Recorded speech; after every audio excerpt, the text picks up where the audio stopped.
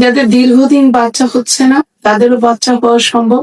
Tube block থাকলেও আপনি বাচ্চা নিতে পারবেন এবং মা হতে পারবেন।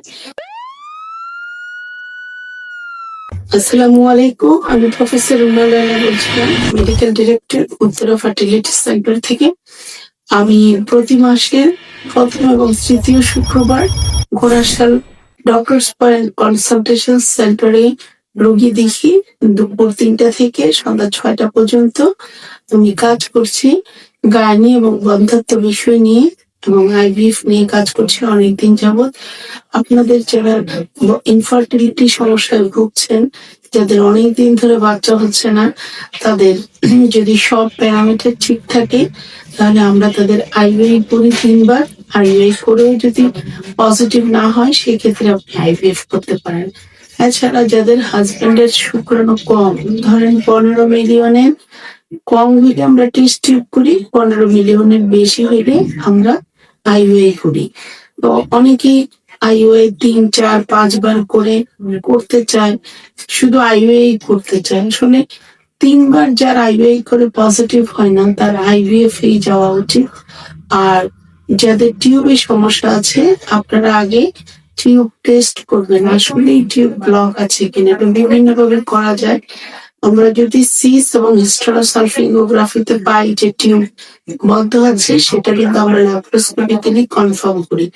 ল্যাপারোস্কোপি করে যদি আপনি দেখেন আপনার টিউব খোলা আছে, অ্যাটলিস্ট একটা খোলা আছে, তাহলে যেই সাইডে খোলা আছে সেই সাইডে ডিম আসলে আপনি আইওআই করতে পারেন।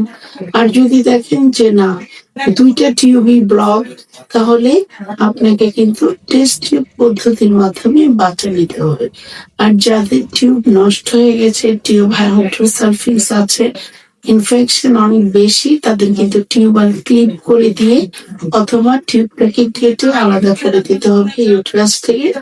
তারপরে আপনারা আইভিএফ করেন। এইভাবে আইভিএফ পদ্ধতির মাধ্যমে বাচ্চা নিলে টিউব ব্লক থেকেও আপনি বাচ্চা নিতে পারবেন এবং মা হতে পারবেন। আর যাদের শুক্রাণু কম, 0, যেটাকে অ্যাজোস্পার্মিয়া বলে, সেটাকে আমরা কিছু টেস্টের মাধ্যমে দেখি যে আপনার অন্ডকোষ থেকে আসলে জীবিত শুক্রাণু পাওয়া যাবে কিনা, সেটা চেক করে আগে বের করি। যদি মনে হয় পাওয়া যায় তাহলে টিসা, পিসা এ ধরনের টেস্ট করি আমরা, করে স্পার্মটাকে এক্সট্রাক্ট করে ক্রায়ো করে রেখে দিই। যদি লিভিং স্পার্ম পাই সেটা দিয়ে আমরা টেস্ট টিউব পদ্ধতির মাধ্যমে, ইক্সি পদ্ধতির মাধ্যমে আমরা আইভিএফ করে বাচ্চা হয়। সেই এমব্রায়ো গুলাকে আমরা জরায়ের ভিতরে ট্রান্সফার করি, এটাকেই বলে আইভিএফ এন্ড ইক্সি পদ্ধতি।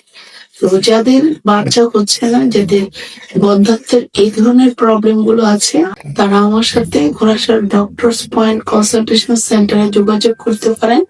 প্রতি মাসের প্রথম ও তৃতীয় শুক্রবার আমি এখানে রোগী দেখি বিকাল 3টা থেকে 6টা পর্যন্ত। সবাইকে আমন্ত্রণ করবো আসার জন্য, আমার কথাগুলো শোনার জন্য। অসংখ্য ধন্যবাদ।